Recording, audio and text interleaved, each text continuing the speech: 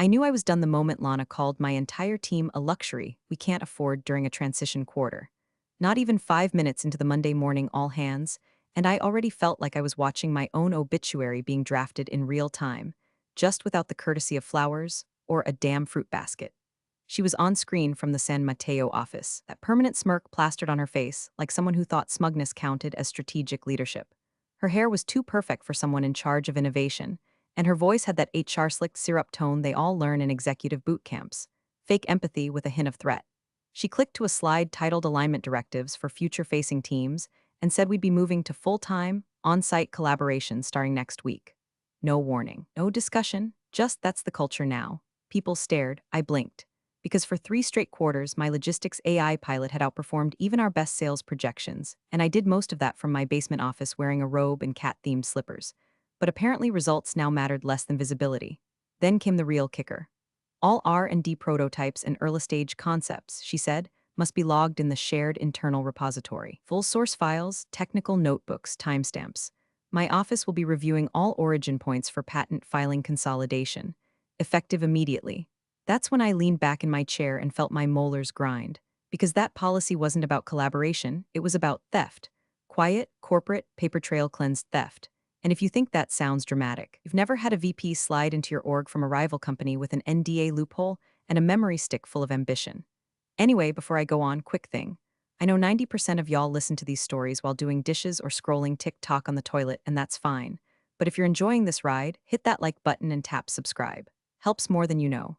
Seriously, keeps the coffee pot running and the legal bills paid. Back to Lana. I unmuted calmly. Can I get clarification on whether this applies to projects developed outside of work hours? She smiled that shark smile. Judith, if you're developing solutions relevant to Alaric's systems roadmap, we assume it's within our scope. I asked, even if no Alaric's equipment, time, or team members were used. She laughed, God help me, she laughed. If you don't like the new policies, Judith, you can just resign and go. The call went silent. Even my junior dev, Marcus, who still types with 2 fingers, stopped mid-keystroke. And me, I smiled. Thanks for the exit strategy. I closed my laptop, unplugged my second monitor, took a long, slow breath that smelled faintly of betrayal and vanilla coffee creamer. I walked out of that building like I was headed to brunch. No scene, no desk banging, just a box in my arms and a 1,000-mile stare. People whispered. Darla, my mentee, followed me to the elevator. Judith, what's happening? Where are you going? I looked at her, steady as concrete. Stay, observe. I didn't cry, I didn't scream. I didn't even slam the exit door, though God knows I wanted to leave a crack in the drywall for the janitor to ask about later. Instead, I walked out to my car, popped the trunk, and placed my box next to a pre-packed envelope marked to General Counsel Alaric Systems. Stamped, sealed, postmarked. Inside, a declaration, not resignation, documentation. Proof that the AI-driven logistics engine they were prepping for next year's product launch was mine, and not just metaphorically. Literally, see, I'd been building it outside the scope of my contract. Nights, weekends, my own hardware, my own funds, with witnesses. With digital trails so pristine a toddler could follow them to court. They thought I'd cave, that I'd slink off like a good little team player with bruised feelings and a half-finished LinkedIn post. But I don't bruise easy. I build quietly. And when you try to steal what I've built, I don't fight. I file. I didn't take much. Just the stuff that was actually mine. A ceramic mug shaped like a penguin, 2 notebooks filled with half-formed ideas and passive-aggressive doodles of corporate buzzwords, and a little wooden plaque Darla had made last year that said Queen of Workarounds. I left the monitor, left the mouse, even left my ergonomic keyboard, the one I'd personally bought because the company issued one clicked like a tap-dancing termite on Adderall. Let Lana keep it all. She'd need it for the fire she was about to walk into. No tears, no farewell Slack message, no sad office walk-around pretending we were all gonna miss each other. Just me, quietly slipping that envelope into the outgoing mail tray on the HR floor. White, standard issue, sealed tighter than a nun at a biker rally. The label said to General Counsel, that's all, but what was inside, well, that was the fuse. Darla caught up to me by the front doors, her face pale and blinking like she was buffering. Are you really leaving? I looked at her not unkindly, just. Honestly, stay, observe. She opened her mouth to argue, closed it again. I saw it in her eyes, confusion, fear, maybe a little hope. She wasn't dumb. She'd seen how fast things had shifted since Lana slithered in. She'd watched the way credits were rewritten, team leads reassigned, how the Friday lunch budget suddenly got funneled into quarterly synergy reports.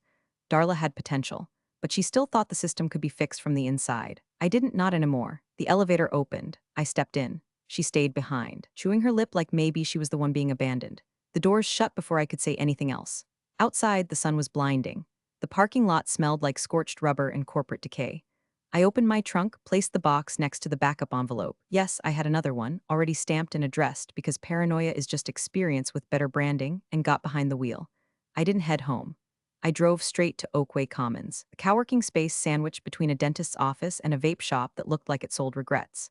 It wasn't glamorous, but it had two things I needed: anonymity and a notary named Phil who didn't ask questions as long as the paperwork was neat and the coffee was hot. Phil greeted me with a nod, slid my notarization papers across the glass countertop, and said, "Looks like someone's got a big day." I said, "Let's make it official." 3 signature confirmations, 2 timestamp verifications, 1 USB flash drive upload into the encrypted filing system we'd prearranged last month. Phil dropped it all into a locked case like he was handling something radioactive. Technically, he was, because what I just filed were 3 provisional patent declarations: AI-based predictive routing, load balancing matrix refinements, and something I called the Ghost Protocol, an invisible backend logic engine that would have made Alarix's supply chain optimization project the crown jewel of their next product cycle. Would have, because now, those designs were mine, and not just in theory. Legally, logically, tactically. The documentation trail was longer than a CVS receipt and twice as painful for whoever had to read it. I had built it on my own time, using my own devices, my own money, and this part was key, entirely outside the scope of my Alarix contract. I even used open source base code and kept detailed logs showing my progression, from napkin sketch to working prototype. The few times I talked it out loud, I did it at local meetups or with friends unrelated to work. Witnesses, timestamps, metadata, backups. And then there was the cherry on top: the NDA clause Lana had streamlined during her first week, which, ironically, loosened their claim over pre-existing intellectual property developed by employees not under active contract obligations. In her quest to consolidate power, she'd left a crack in the wall. I just widened it. As I left Oakway Commons, my phone buzzed. A message from Darla. "Lana just asked if you'd left for lunch." I didn't reply. I drove to the lake, parked under a tree, and watched ducks fight over a bagel chunk like it was a stock option. I wasn't mad. Not anymore. I was surgical. A decade of quiet contributions, of fixing other people's code, of making bad ideas marketable and saving execs from their own incompetence. I'd been invisible. Now I was the ghost in their machine. And soon they'd realize the system they relied on had just walked out the door.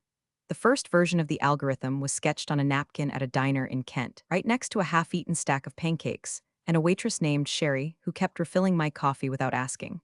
It wasn't elegant, just loops and nodes and arrows scribbled in black ink, but it was the moment I stopped being an employee and started being something else entirely: a builder no longer interested in being robbed. That was 11 months before Lana ever stepped foot in Alarix Systems. 11 months before she'd start stripping my name off slide decks and pretending team-based ideation meant stealing credit from the quiet ones. I hadn't started building it out of spite. I'd started because I saw the writing on the wall. Hell, I'd painted the damn wall. The company wanted speed, not precision. Hype, not substance. My proposal for a predictive routing engine that adjusted in real time based on historical delivery patterns and environmental disruptions. Too in the weeds, they said. Too complex for sales to understand, so they shelved it. I didn't. I went home, opened my personal laptop, different machine, different network, no trace of Alarix, and started building. Line by line, logic loop by logic loop, I stitched together something that worked, quietly, cleanly, legally. Every Git commit had a timestamp. Every backup uploaded to encrypted storage. I even emailed digest logs to myself weekly, using a personal account registered to a name variation I'd used in grad school. And once a month, I met with an old college friend, Ravi, now an adjunct professor at a community college, to walk through the progress. He signed off as a third-party witness on progress forms I kept notarized. Paranoid? Maybe. But in this world, paranoia is just foresight wearing work boots. 6 months in, the routing algorithm was no longer just a theory. It was a functioning skeleton.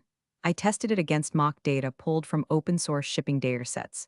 The results were so efficient they made Alarix's existing logistics framework look like a kid playing with Legos blindfolded. So I scheduled a meeting, not with my manager, not with my director, with someone outside the glass box: Eliza Trent, no-nonsense IP attorney who used to work with mid-tier defense contractors and looked like she'd gone 10 rounds with 4 different patent trolls before lunch. I laid out everything: logs, backups, timestamps, offsite development proof, even a video of me building a core module with a time and date watermark on the screen and a local radio station playing in the background. Eliza didn't blink. "These are yours," she said. No question.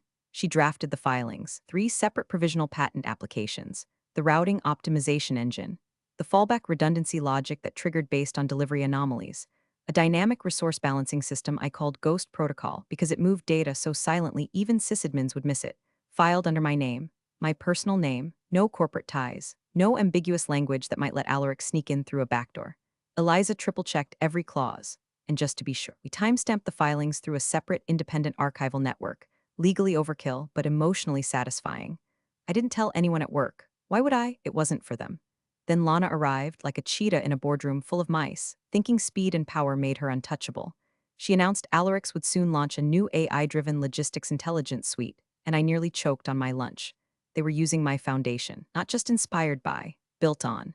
And what they didn't know, what no one in that tower of recycled buzzwords and ego inflation knew, was that the moment they hit compile on the demo version, they'd already stepped onto a legal landmine. Because every core dependency in that code, every logic sequence, every backbone decision tree that made it intelligent, was now protected. By law, not because I was vengeful, because I'd lived through enough office betrayals to know that silence only protects the thief. So I stopped being silent. I became precise. And precision, my friends, cuts deeper than rage ever could. They called it Project Apex, which already made me want to gag. As if slapping a dramatic name on a bundle of half-understood algorithms could turn duct tape into a Tesla. Lana stood up at the all-hands that Friday and declared with her trademark breathless enthusiasm, "Be unveiling Apex at the Midwestern Tech Frontier Summit. This is our moonshot. Moonshot, right." I watched the clip of that meeting later, someone having sneakily recorded it and sent it to me with the caption, "Guess who thinks she invented oxygen?" Apex was supposed to be the crown jewel. A next-gen logistics intelligence engine that would predict delivery disruptions, self-heal backend failures, and optimize entire networks on the fly. Basically, what I'd been building, only now duct taped together by a team that didn't know which parts I had intentionally never documented. Because here's the dirty little truth about real innovation. Not everything lives in Git. Sometimes the most crucial pieces live in your head, in shorthand notes on legal pads, or in 5-line Python scripts you never commit because you know exactly how they'll be stolen if you do. Lana didn't know that. Or maybe she did and just didn't care. The summit was 3 weeks away. Her team started scrambling, late nights, Slack threads on fire, frantic requests for vendor credentials no one could locate because I had them memorized, not saved. One junior dev named Byron, sweet kid, used to ask if I'd proofread his code comments, flagged something weird on the second Friday of the sprint. "This routing module," he said in a thread, "has a Git origin that predates the Apex repo by 4 months. Looks like it was forked from a sandbox repo before the integration policy even existed." Silence. He followed up, "Should I rewrite from scratch, just to be safe?" Lana's reply came 18 minutes later. "We're under deadline. Keep moving. Deadlines over details. Always." Byron DM'd a friend of mine 2 days later, asking quietly if anyone had seen the original documentation. He said half the function calls weren't returning expected outputs, and some of the backend balancing protocols were just stubs, placeholders, empty code meant to be filled in later. Except I hadn't left placeholders. I'd removed the real logic and replaced it with shell functions before I left, not maliciously, just as a safeguard. Think of it like locking your front door before quitting a job where your boss once hinted they might repurpose your personal laptop. Meanwhile, internal comms kept pumping out bright, chirpy messages like Apex, bold, brilliant, built for the future. They scheduled mock press interviews. PR drafted taglines about next-level disruption. I heard someone even ordered custom lanyards with the Apex logo and a QR code that didn't go anywhere yet. And still, under the surface, the codebase was bleeding. Automated test coverage dropped. Delivery simulations buckled under synthetic stress loads. They tried reassigning tasks to new contractors, but nobody could reverse engineer the logic engine without hitting conflicts. Then came the whisper, just one whisper. A message forwarded to me anonymously from someone inside the data team. "Hey, wasn't this part of Judith's sandbox project? Thought it was still an independent dev." No one said it publicly. Not yet. But the doubt had been seeded. Lana, to her credit, kept her smile on. She stood in meetings talking about phase convergence and AI-native synergies like someone who'd memorized a word cloud and mistook it for a blueprint. She brushed off every concern with a dismissive wave, claiming this is how innovation feels, messy but magical. It didn't feel magical. It felt like a bomb counting down, one missed test case at a time. But outside that building, no one knew. The summit organizers posted about Alarix's upcoming unveiling like it was the second coming of sliced bread. Investors started sniffing around. Recruiters began watching LinkedIn activity like hawks. Everyone wanted in, and the one person who could have told them the truth had left the building with a smile and a sealed envelope. The tension was growing, but the real show hadn't even started. It started with a phone call to legal that nobody took seriously at first. Karen from General Counsel forwarded it to a paralegal with a shrug and a subject line that read, "Patent drama." "Can someone look?" No one raised alarms. No one broke a sweat, because in their minds I was still just Judith from R&D. Reliable, introverted, non-threatening Judith, who brought lemon bars to staff birthdays and took notes during meetings no one else bothered to attend. The cease and desist came on Alaric's letterhead, but not theirs, mine. It landed in the GC's inbox at 7:42 a.m. on a Monday, filed by Eliza Trent, my IP attorney, with all the warmth of a guillotine drop. The subject line read, Immediate halt of infringing activity patent interference notification, case ID, hash 548 to 92J. It was 6 pages long, single-spaced, citing specific components of the Apex platform that directly overlapped with provisional filings under my name. She even included annotated screenshots of the GitHub commits from Alarix's demo repo and timestamp comparisons with my notarized submissions. It wasn't vague. It wasn't a warning shot. It was legal carpet bombing. By 10 o'clock a.m., Lana had been pulled into a conference room with 2 attorneys and a project liaison from product. I was told she laughed, actually laughed, and said she's bluffing. Provisional patents don't mean anything until they're finalized. They're just placeholders, bless her heart. Because right about then, the second letter arrived, straight from the United States Patent and Trademark Office. It confirmed that 3 provisional patents filed under Judith A. Harlow had been formally logged and accepted as of 5 weeks prior. Patent interference statutes were now in effect under Title 35. Any continued use, demonstration, or marketing of the protected concepts, especially in a for-profit context, would constitute willful infringement. That part mattered. Willful is legal dynamite. It meant they couldn't play ignorance anymore. It meant damages could triple. The GC's tone shifted from eye rolls to grim silence. Emails flew like confetti in a wind tunnel. The CTO's assistant accidentally CC'd half the engineering team on a message that said, "What the hell do you mean we can't use our own code?" Followed immediately by a please delete retraction. One of the UX designers posted a panicked thread in a private Slack channel. If Judith filed this before the Apex repo went live, are we totally screwed? Someone replied with a gif of a dumpster fire on wheels. But the real panic didn't hit until they traced the back-end architecture of Apex and realized it wasn't just inspired by my routing system, it depended on it. The logic tree, the real-time balancing triggers, even the fault detection loops, they weren't just similar. They were identical because they were mine. There was no in-house variation, no accidental overlap. Apex was my work, gusset up with a new name and rebranded for an audience that had no idea it was built on someone else's blueprints. Someone who'd been careful, patient, quiet, until now. Lana doubled down. She stormed into an emergency stand-up and said, "This is a scare tactic. We're not pulling anything. The summit is in 10 days. We've already booked the booth. PR's involved. She's not going to tank her own career over a technicality." Oh, Lana, you thought it was a game. But I wasn't bluffing. I wasn't emotional. I wasn't even mad anymore. I was strategic, and I had just flipped the switch. Over the next 48 hours, a quiet war erupted inside Alarix. Legal pulled engineering files. Product halted demo prep. The COO demanded a full audit of Apex's codebase. 2 contractors quit outright, saying they didn't want to get dragged into an IP lawsuit. And someone, probably Byron, leaked part of the cease and desist letter to a tech forum under a burner account. The headline the next morning, ex-engineer slaps employer with patent interference warning. Summit demo in jeopardy. It hadn't gone public yet, but the story was breathing, circulating, and inside Alarix, the walls had started to creak, because the woman they pushed out wasn't just bluffing. She'd already built the case. Now, she was watching them walk right into it. The air at the Midwestern Tech Frontier Summit smelled like burnt espresso and desperation. Lana arrived at the convention center in a tailored blazer the color of overconfidence and heels that clicked like punctuation marks.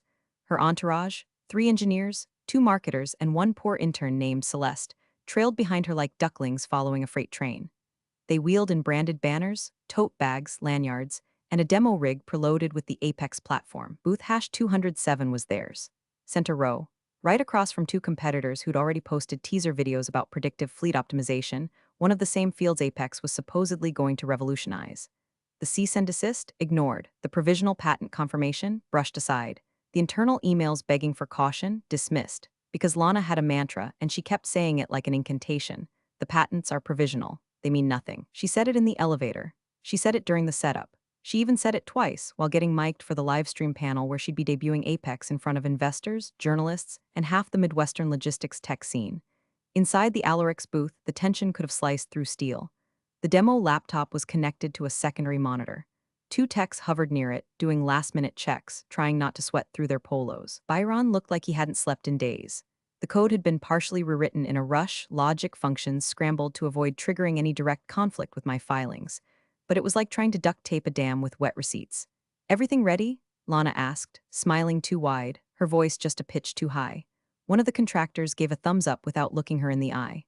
The lights dimmed for the product showcase panel. Corporate MC introduced Lana as one of the most forward-thinking voices in logistics innovation today, and I swear, even the camera guy looked confused.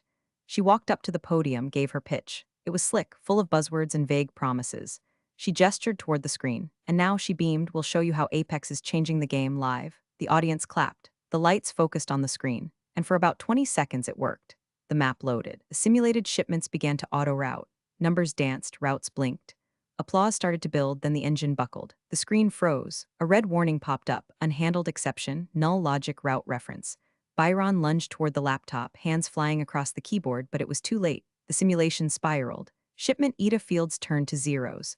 The dynamic routing engine collapsed. The fallback logic kicked in and failed, because the fallback logic was never there. It had never been there, because I had removed it months ago.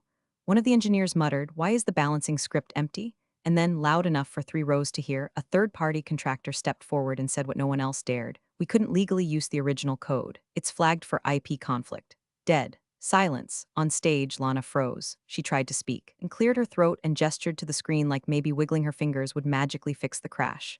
The coup, standing behind the booth wall, leaned in and whispered into her headset, "We can't go live with this." She didn't respond. She couldn't. Her eyes darted across the audience, investors scribbling notes, competitors smirking, a regional tech journalist already typing something on his iPad. A full minute passed before she finally said, voice cracking just slightly, "Looks like we're having some technical difficulties." The audience clapped politely, the way you do when someone forgets their lines in a high school play. Backstage, the Alarix team scrambled to unplug the rig.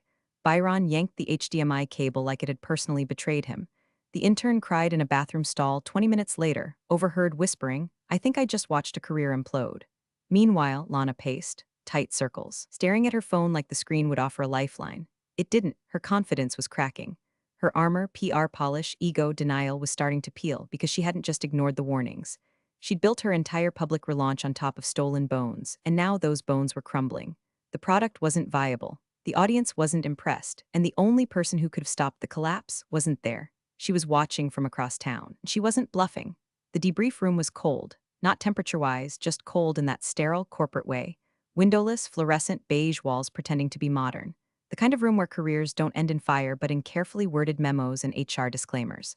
Lana sat at the center of the U-shaped table, flanked by the COO and 2 board members who'd flown in for the summit. Her phone was face down. Her voice, for the first time since she arrived at Alarix, was absent. They didn't even give her a coffee. The COO opened the session with a forced throat clear and mumbled something about navigating unexpected friction. No one laughed. Byron wasn't invited. Neither were the engineers. This was no longer about innovation or product cycles. This was now about liability. 3 minutes into the meeting, the door opened, and in walked Eliza Trent, my attorney, like a storm in a tailored black blazer. She didn't ask permission. She didn't introduce herself. She just walked straight to the head of the table, set a thick manila envelope in front of General Counsel Karen, and said, "Calm as sunrise, Judith Harlow sends her regards." Karen, confused, looked to the board for guidance. The older one with the tortoiseshell glasses gave a tiny nod. Eliza took a step back and crossed her arms. Karen opened the envelope. First, a printed spreadsheet of logs, commits, backups, sync reports, all with metadata confirming origin, timestamp, and development device IDs. Every line of code Lana had claimed belonged to Apex had been written months earlier by me, on a machine registered to my name outside Alarix's network. Second, a notarized affidavit from Ravi, my witness. Dated, stamped, clear. Third, a small USB drive labeled Audio January 17 R&D Reorg. Karen plugged it into her laptop, pressed play, and there it was, Lana's voice, crisp and undeniable. "If you don't like the new policies, Judith, you can just resign and go. A beat, you'll be fine. Honestly, your stuff is probably too technical for Apex anyway." A longer pause followed by a chuckle. "Once it's in the system, it's ours. That's how it works." The room went still. Liza let the silence sit. Let it marinate. Then she said, because Miss Harlow left Alarix Systems before project submission, and because her work was done independently, with no use of company time, equipment, or collaboration, and because she retained third-party witnesses and documented her development trail meticulously, Alarix holds no claim, no rebuttal. Karen shut the laptop slowly, like it might explode.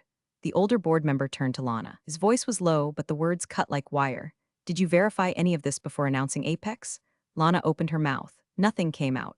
The COO stared down at the table. One of the board members leaned back, exhaled through his nose like someone trying not to say, "I told you so." Eliza reached into her bag and handed Karen a single-page summary. It was a legal statement of acknowledgement and requested retraction. Alarix's agreement to cease all use of the disputed systems, refrain from referencing Apex in marketing materials, and release a public clarification. There was a blank signature line. Karen didn't ask questions. She just set the page in front of the board.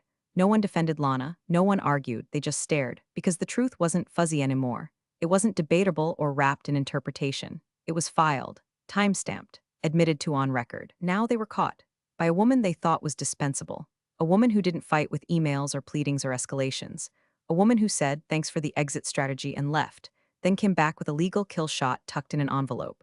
Lana didn't speak for the rest of the meeting. She just sat there, silent, pale, and very, very small. They didn't even call her in. The board convened in the main conference suite at 9 a.m. sharp the next morning. Lana's name wasn't on the invite list. Her office door remained shut, her chair conspicuously empty, and her Outlook calendar went dark. She was still in the building, apparently, sitting somewhere down in HR with a lawyer and a coffee she wasn't drinking. But upstairs, decisions were being made. The first was simple. Apex was dead, not rebranded, not shelved, dead. A quiet bullet to the temple, executed by unanimous vote. The board didn't even pretend to salvage it. There were too many eyes now, investors, journalists, competitors, waiting to pounce on any misstep. And trying to salvage Apex would only lead to one place, court. The second decision came with fewer words. Motion to revoke all admin access associated with VP Lana Reiser, effective immediately. No debate. The CTO slid his tablet across the table to IT. Within seconds, Lana's badge pinged inactive in the system.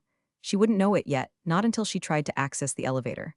Maybe not until she got back to her office and found her login rejected, but it was done. Then, a quiet but purposeful shuffle of papers.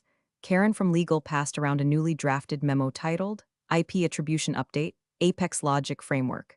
Inside, it detailed, without fanfare, that the core intellectual property once dubbed Apex had been traced to former employee Judith A. Harlow. It included a statement of acknowledgement, dated and signed by both legal and compliance, and requested that all internal documentation reflect this correction moving forward. It didn't say her name with reverence, just with certainty, and that was more than enough. 2 floors below, someone was updating the internal wiki. Another was pushing a memo to PR, drafted with the usual corporate vagueness. We thank all contributors for their efforts and remain committed to ethical innovation. But the real fire started off-site. A freelance tech journalist, one I'd spoken to off the record 2 weeks prior, published the piece before lunch. Ex-engineer outsmarts employer in patent surprise. How one woman's documentation took down a flagship product. It wasn't sensational. It didn't need to be. The headline alone was enough. My inbox exploded. By 2 p.m., I had 4 recruiter messages with the subject line saw the article eyes and one from a startup CTO that read, if you're even thinking of doing this again, I want in. My LinkedIn lit up like a slot machine on Red Bull. Likes, shares, reshares. People I hadn't heard from in years were commenting, tagging, reaching out with congratulations dressed up as curiosity. Even Darla messaged me, holy hell, you really did it. I didn't reply. There was nothing to say. I wasn't angry anymore. I wasn't even proud. Just still, because vindication doesn't always come with champagne or applause. Sometimes it shows up in an edited org chart, in a deactivated badge, in silence that wraps around a room full of men who thought they'd never have to learn your name. I went for a walk that afternoon, left my phone at home, grabbed a coffee from the place that always oversteeps their tea, and sat on a bench watching squirrels fight over stale French fries. Somewhere across town, the same board that once erased me was now rewriting internal documentation with my name in bold. Lana's chair? It would be gone by morning. But mine? They never even realized it had been stolen, until I took it back. The badge was heavier than I expected. Not literally, of course, just symbolically. Clean silver rectangle with Viron Labs etched into the bottom corner and my name above it. Judith A. Harlow, Chief Patent Officer. The receptionist smiled like she'd been told to expect me. She pointed me toward the elevator bank, which opened with a quiet ding and a rush of lemon-scented air conditioning. The building was all glass and clean lines, designed to feel like the future, like something you could trust with secrets and capital. And for the first time in over a decade, I walked into a workplace that wanted me because of what I'd built, not in spite of it. Viron wasn't a startup, not exactly. They were lean but lethal, focused, run by people who understood IP wasn't some box to check, it was the foundation. They'd courted me after the article dropped, made it clear they didn't just want my name on paper. They wanted my system, my discipline, my foresight. It gave me my own floor, not a whole one, but enough of one. A glass-walled suite with a view of the skyline and a quiet hum of servers in the background. First order of business, setting up a patent review protocol so no one in that building ever made the same mistake Alarix did. I hadn't brought much with me. Just the usual, laptop, legal pads, a single framed photo of me, and Ravi eating soft pretzels in grad school. At exactly 9 o'clock a.m., I opened my inbox. 15 NDA forms waiting for my review. 3 internal product proposals with flagged dependencies. A welcome email from the founder titled simply, "Let's build smarter." Across town, same morning, Alarix's new product team was prepping their fallback demo. A stripped-down, less visionary version of Apex they were calling Route IQ. It was supposed to be simple, safe, stripped of anything that could trace back to me. Except it wasn't, because as they ran the sandbox environment, something unexpected happened. The load balancer refused to initialize. A backend authentication module threw a red flag. A third-party API call failed without explanation. All of it traced back to core files they thought they'd scrubbed. But they hadn't, because those dependencies weren't just referenced in Apex. They were buried in it, protected by provisional filings, tagged with code headers that now carried a trademarked namespace. Harlow Routing v1, some poor engineer, probably Byron, bless him, clicked into one of the failed modules and found a note in the header. #Harlow protocol do not modify without written authorization. The panic came quickly. Git commit history locked. File access restricted. Licensing checkers auto-triggered. I opened the repo history and saw it. Every attempt to rebuild without my original logic caused conflicts. Every shortcut, broken, every patch, fragile, because they hadn't built around my work. They'd built on it, and without me, it collapsed.